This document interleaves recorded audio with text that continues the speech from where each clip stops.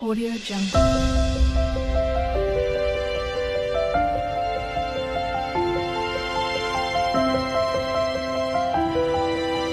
Audio Jungle. Hi అండి. Welcome to my channel. ఈ video వచ్చేసి జూలై లాస్ట్ వీక్‌లో తర్వాత వచ్చేసి ఆ రోజు నెక్స్ట్ డే బోండాల కోసం అయితే నైట్ పిండి అయితే నానబెట్టి పెట్టాను. ఇడ్లీ పిండిలో మైదా పిండి, పెరుగు, కొంచెం సోడా ఏసి నైట్‌కే తడిపి పెట్టుకోవాలి. అప్పుడే సాఫ్ట్‌గా వస్తాయి బోండాలనేది. ఈ వీడియోలో అయితే 4 వంటలున్నాయి. అటుకులున్నాయి. తర్వాత దొండకాయ వేపుడు, దొండకాయ పచ్చడి. తర్వాత వచ్చేసి వీడియో నచ్చినట్టయితే ఒక లైక్ చేసి నా ఛానల్ కొత్తగా చూసే వాళ్ళైతే సబ్స్క్రైబ్ అయితే చేసుకోండి. ఇక పిండి కొంచెం సోడా ఉప్పు, తర్వాత సోడా, కొంచెం ఉప్పు అన్నీ వేసి పెరుగు బాగా కలిపి ఫ్రిడ్జ్‌లో అయితే పెట్టాను. ఎందుకంటే కొంచెం పుల్లగా అయిపోతది కాబట్టి ఫ్రిడ్జ్‌లో అయితే పెట్టాను.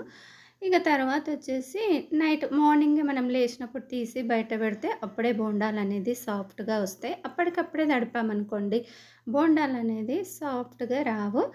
ఇక ఇక్కడ నెక్స్ట్ డే మార్నింగ్ అనమాట. ఇంక తర్వాత వచ్చేసి బోండాల కోసము అయితే పల్లీ చట్నీ చేద్దామనేసి పల్లీలైతే దోరగా ఏంపుకోవాలి చిన్నగా మంట పెట్టి. తర్వాత వచ్చేసి పచ్చిమిరపకాయలు ఏంపాను, పుట్నాలు కొన్ని కలిపాను పల్లీ చట్నీ కోసం అయితే బోండాలకు. తర్వాత వచ్చేసి ఇక్కడ పచ్చిమిరపకాయలు కూడా దోరగా ఏంపాలి. ఈ మధ్యలో అయితే పచ్చిమిరపకాయలు అయితే అంతగా కారం ఉండట్లేదు. తర్వాత వచ్చేసి అందుకే నేను కొంచెం గ్రీన్ కలర్‌వి వైట్ అయితే మరీ కారంగా అసలు ఉంటలేవు. అందుకనేసి కొంచెం గ్రీన్‌గా ఉన్నవైతే కొద్దిగా కారం ఎక్కువ ఉంటాయనేది అవి ఇవి కలిపి తీసుకొస్తున్నాను ఈ మధ్యలో.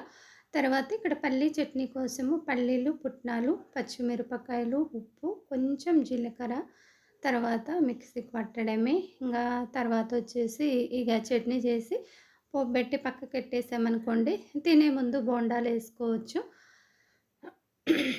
మన ఇంట్లో అయితే 9 లోపే టిఫిన్ అయిపోతుంది. 8:30 వరకే అయిపోతుందిలేండి. మరీ అంటే 9 అంతే. తర్వాత వచ్చేసి ఎందుకంటే మార్నింగ్ లేస్తాం గనుక తొందరగా టిఫిన్‌లు అయిపోతాయి. తొందరగా ఇంట్లో పని అయిపోతుంది. ఇక తర్వాత పచ్చడి కూడా అయిపోయింది. ఇంగ తర్వాత బోండాలోకి పచ్చడి, తర్వాత పోపైతే పోపులో ఏమెయను జీలకర్ర, ఆవాలు, కొంచెం కొత్తిమీర ఏసి పోపు పెడతాననమాట. ఎండుమిర్చి అలాంటివి ఏమెయ్యను ఈ పల్లీ చట్నీలో అయితే. చూసారా బోండా నైట్‌కి తడిపి పెట్టాం గదా! ఇడ్లీ పిండి మిగిలిపోతది గదా మనకు. అప్పుడు బోండాలేసుకోవచ్చనమాట. ఇడ్లీ పిండిలో పెరుగు, సోడా, మైదా ఏసి కలిపి నైట్‌కి ఏసి కలిపి పెట్టుకుంటే చాలా సాఫ్ట్‌గా వస్తాయన్నమాట. నెక్స్ట్ డే మార్నింగ్ ఈ విధంగా అయితే ఏసుకోవచ్చు బోండాలు. చాలా సాఫ్ట్‌గా వస్తవి. లేదంటే అప్పటికప్పుడే తడిపామనుకోండి పిండి కొంచెం సాఫ్ట్‌గా అనేది ఉండదు. పైన ఇట్లా ఏదో గరుకు గరుకుగా వచ్చినట్లుంటాయి బోండాల పైన. ఇది ఇట్లా నైట్‌కి తడిపి పెట్టామనుకోండి చాలా సాఫ్ట్‌గా ఉంటాయి బోండాలు ఇట్లా. తర్వాత వచ్చేసి ఇగ యమ్మీగా బోండాలైతే అయితున్నాయి. ఇంగ వేడి వేడిగా అయితే మా వారు, మా బాబు వాళ్ళైతే తింటారులెండి. ఇంగ పాపకు, మా అల్లునికి కూడా పంపిస్తాను. తర్వాత వచ్చేసి కొన్ని ఇట్లా వడలు, బోండాలు అవి పాప అయితే ఎయ్యదు కాబట్టి అట్లా పంపిస్తాను. ఇడ్లీ, దోస అనుకోండి మా పాపనే చేసుకుంటది. పచ్చడి ఒకటి పంపిస్తాను. తర్వాత వచ్చేసి ఆమెనే దోస ఏసుకుంటది, ఇడ్లీ చేస్తది. తర్వాత ఇట్లా బోండాలు అవి అయితే చేయదులేండి. నేనే పంపించేస్తాను ఆమెకు.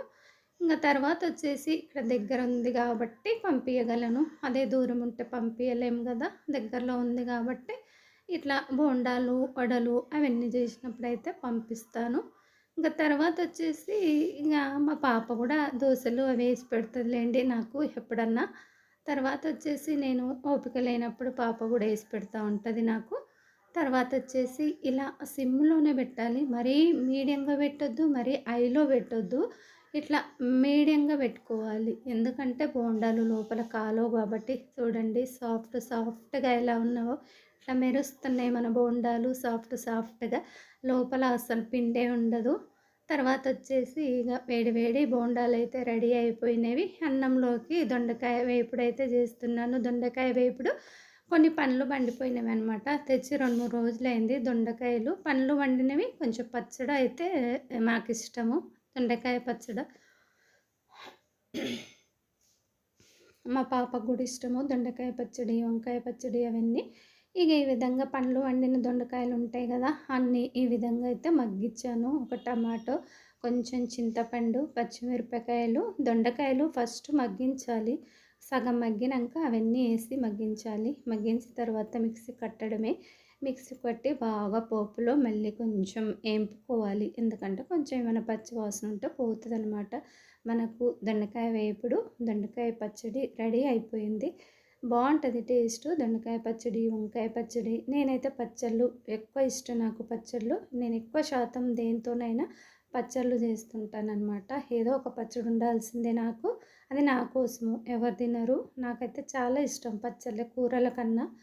తర్వాత అందుకనేసి నేను ఏదో రకం పచ్చడి చేసుకుంటూ ఉంటాను ఇంట్లో. తర్వాత వచ్చేసి ఈ విధంగా దొండకాయ పచ్చడి ఇవన్నీ అయితే అయిపోయినాయి.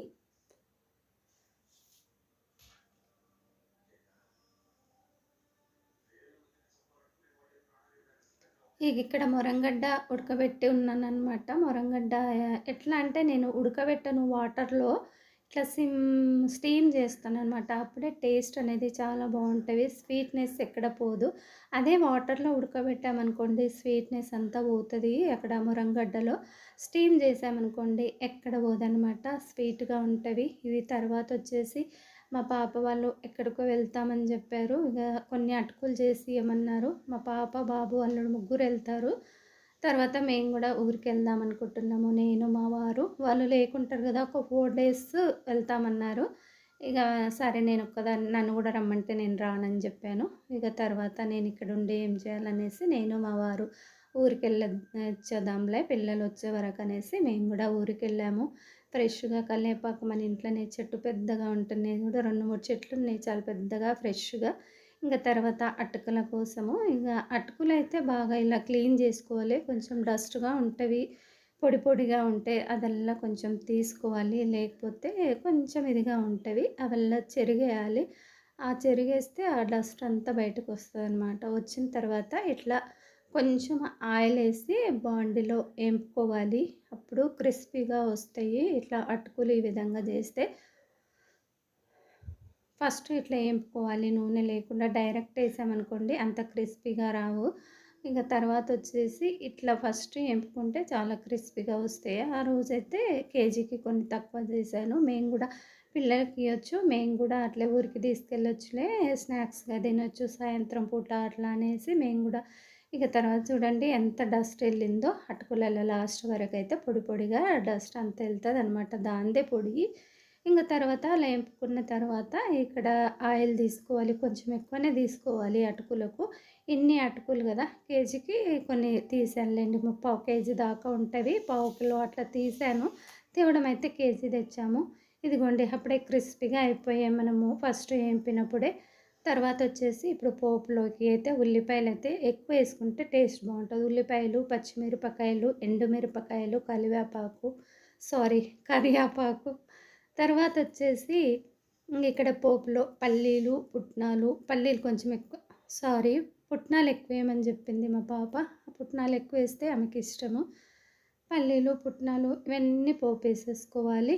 తర్వాత ఉల్లిపాయలు అయితే లాస్ట్‌కి వేయాలి. ఎందుకంటే మాడిపోతాయి. కొంచెం ఉల్లిపాయ ఉంటేనే అటుకులల్లో బాగుంటుంది. ఈ విధంగా అయితే ఇట్లా ఫస్ట్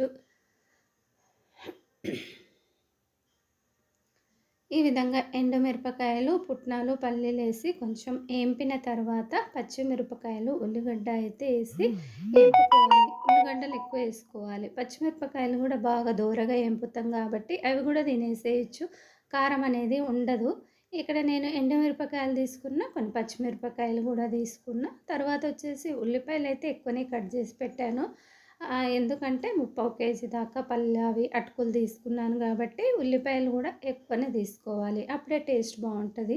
ఉల్లిపాయలు నోట్లో తగులుతూ ఉంటాయి. పల్లీలు, పుట్నాలు, ఉల్లిపాయలు. ఇక నేను వంట అంటే రైస్ కూడా అయింది ఆఫ్టర్నూన్‌కి. ఇది మధ్యాహ్నమే అనమాట. ఇంకా సాయంత్రం అయితే అంత ఓపిక ఉండదు అనేసి మధ్యాహ్నమే చేసి పెడదాంలే అనేసి కర్రీస్ చేసిన తర్వాత ఇంకా ఈ అటుకులు చేస్తున్నాను. ఒకటి రైస్ కూడా పెట్టాను. రైస్ అయింది. తర్వాత సాల్ట్ మన టేస్ట్‌కి తగ్గట్టు సాల్ట్ వేసుకోవాలి. కొంచెం పసుపు వేసుకోవాలి. మరి తెల్లగా ఉంటే బాగుండదు కాబట్టి పసుపు కూడా సరిపడా పసుపు వేసుకోవాలి. ఉప్పు ఎవరి టేస్ట్‌కి తగ్గట్టు వాళ్ళు వేసుకోవచ్చు.